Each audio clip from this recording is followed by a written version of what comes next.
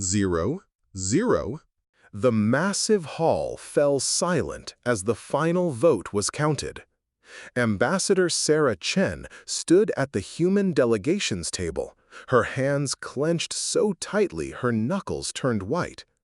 Around her, representatives from 47 alien species watched with satisfaction, relief, and thinly veiled fear. 012. The Veltar speaker, a towering figure with blue-green skin and 4 arms, raised his staff. His voice thundered across the chamber. By a vote of 43-4, humanity is hereby expelled from the Galactic Council, effective immediately. Sarah felt her heart sink. 15 years. 15 years of diplomacy, of proving humanity's place among the stars, and it had all come down to this. Across the chamber, allies averted their eyes. Former friends seemed almost relieved. Only the Altarians looked truly regretful. 0:49. At her side, Admiral Marcus Rivera, Earth's senior military representative, sat like a statue. His gray hair was neat, his uniform spotless, but Sarah saw the anger smoldering in his eyes. Behind them, the rest of the human delegation sat in stunned silence. The Veltar speaker continued. The charges against humanity are clear. Excessive aggression in military encounters. Reckless advancement of dangerous technologies. Possession of evolutionary traits incompatible with peaceful galactic civilization. Sarah wanted to scream. Excessive aggression? Humanity had only fought when attacked first. Yes, they had won decisively, but since when was survival a crime? And the technology charges? Ridiculous. Humans simply learned fast, adapted faster, and refused to stop improving. When the Mac shared their fusion drives, humans made them 30% more efficient in 6 months. When the Veltar gave them communication relays, humans built systems twice as fast, half the cost, and more reliable. Instead of gratitude, the Council whispered in fear. The Zapparin delegate spoke, her voice like wind chimes. Your species learns too quickly. In mere decades, you have surpassed technologies that took us centuries to refine. This is unnatural. Sarah snapped. Unnatural? It's called curiosity, innovation. We like to make things better. Since when is that a crime? The Veltar speaker's 4 eyes locked on hers. It is not a crime, Ambassador Chen, but it is dangerous.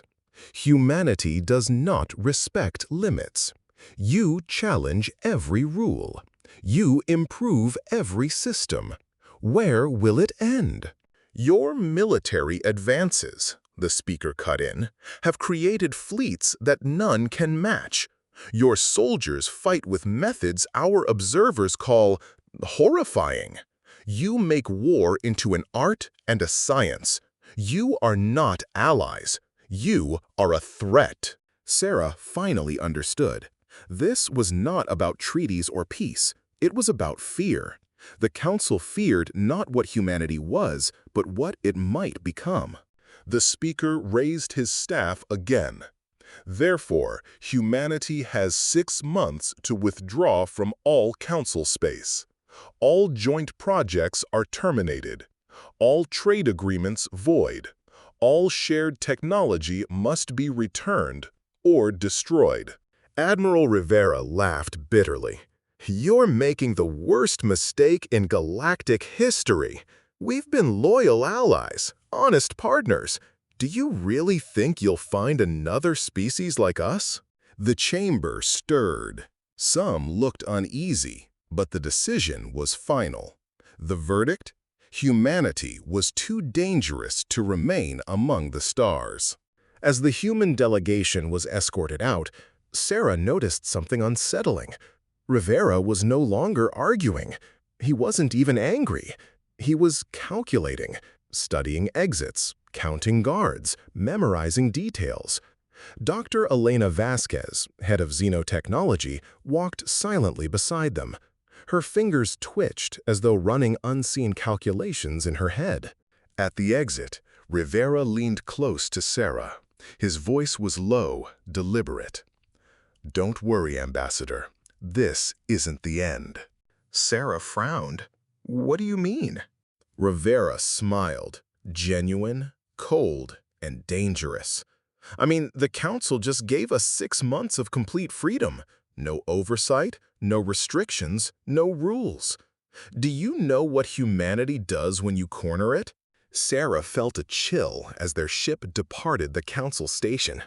They were leaving in disgrace, branded too dangerous for galactic civilization. The aliens thought they had contained humanity. In truth, they had just unleashed it. Within days, Operation Exodus began. To outsiders, it looked like chaos. Frantic evacuations, families abandoning colonies, ships moving in every direction. But Rivera knew better. This wasn't chaos. This was coordination. This was the largest, most precise mobilization in human history. On Luna Base, Colonel James Park reported crisply, "Phase 1 complete, Admiral. Phase 2 underway. Exodus proceeding ahead of schedule." Rivera nodded at the holographic map. Red dots showed completed evacuations. Blue showed ongoing missions. And green? Green marked assets the Council didn't know about. Assets they were about to discover far too late.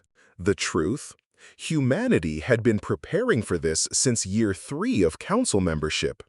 Not because they wanted to leave, but because they always prepared for the worst. Dr. Vasquez entered the command center, hair disheveled, eyes burning with excitement. She dropped a sealed data case on the table. "Marcus, you need to see this." She activated a private hologram, schematics, numbers, impossible performance metrics, fusion drives that bent physics, AI cores beyond Council safety limits, medical devices decades ahead of alien standards. Rivera frowned. "These numbers, they're too high. What am I looking at?" Elena smiled. "The real story. For 15 years, we've been improving every piece of technology the Council gave us. Not just tweaking, reinventing. They thought we were obedient students. In reality," her grin widened, "we've been building a future they can't even imagine." The command center on Luna Base buzzed with controlled urgency. Dozens of officers relayed reports, their voices crisp, precise. Massive holographic displays flickered with ship movements, evacuation schedules, and resource allocations. 0, 10.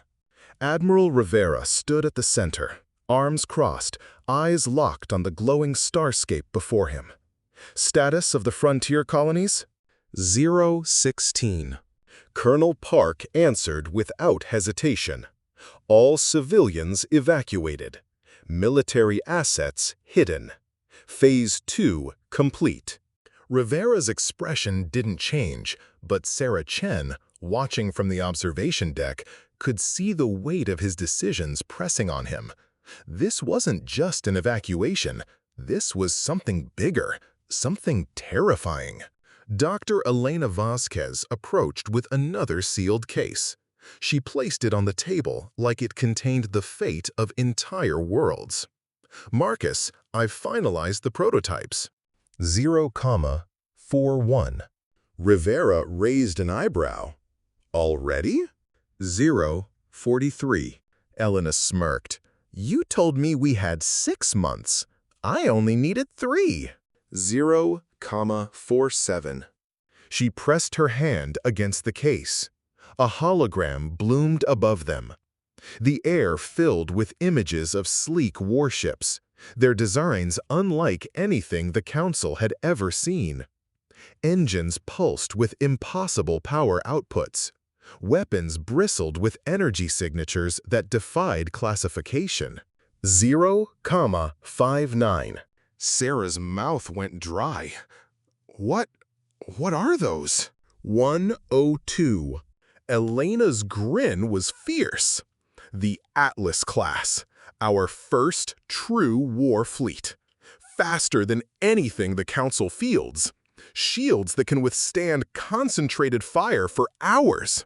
Weapons that don't just pierce armor, they unmake it at the molecular level. Rivera studied the designs silently for a long moment. Finally, he spoke. And the power cores? Sarah shook her head. This is madness. We were expelled because they already thought we were too dangerous. And now you want to build weapons that could... Rivera cut her off, his voice low but unyielding. Ambassador, we didn't choose this. They branded us dangerous. They forced us out. They gave us 6 months of freedom. The question isn't whether we should prepare. It's whether we survive when they come for us. Sarah wanted to argue, but deep inside, she knew Rivera was right. The Council didn't fear what humans had done. They feared what humans could do. And if history had proven anything, it was that cornered humans never surrendered. They innovated. They adapted. They won. Show me the other projects, Rivera said. Elena flicked her wrist, and the hologram shifted.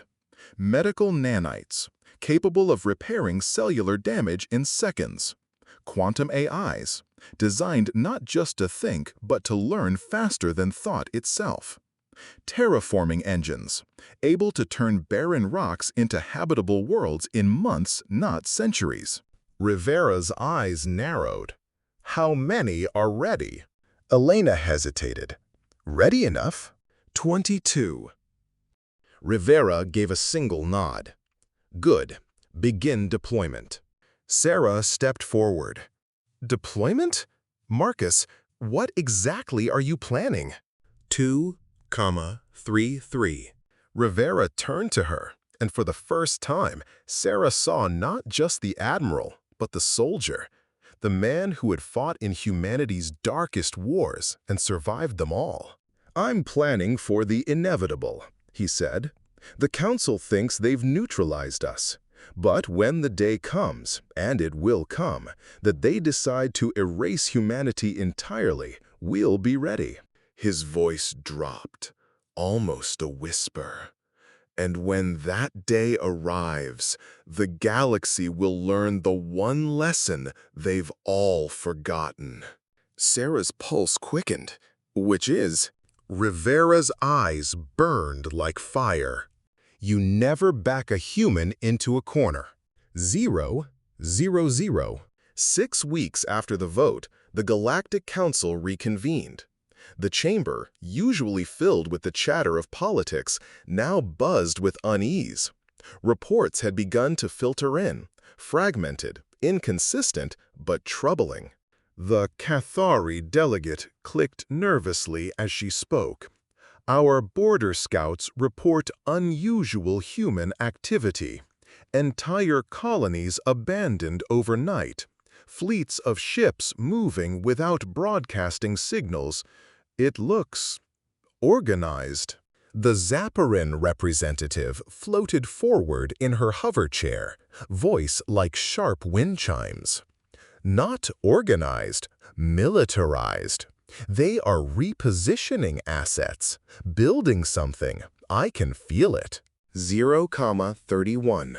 The Veltar speaker struck his staff against the floor, demanding order. Humanity is under expulsion. They have no right to mobilize. What proof do you have of weapons development? 0,40. The Zapparin tilted her head. Proof? None. But consider, when have humans ever sat quietly when threatened? They are planning. Of that, I have no doubt. 0,49. Murmurs spread across the chamber. The memory of the Council's vote still hung heavy. Many species had celebrated humanity's removal. Others had been uneasy, sensing the decision was short-sighted. 058.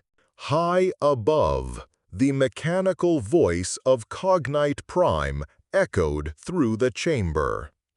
Data analysis confirms unusual human activity.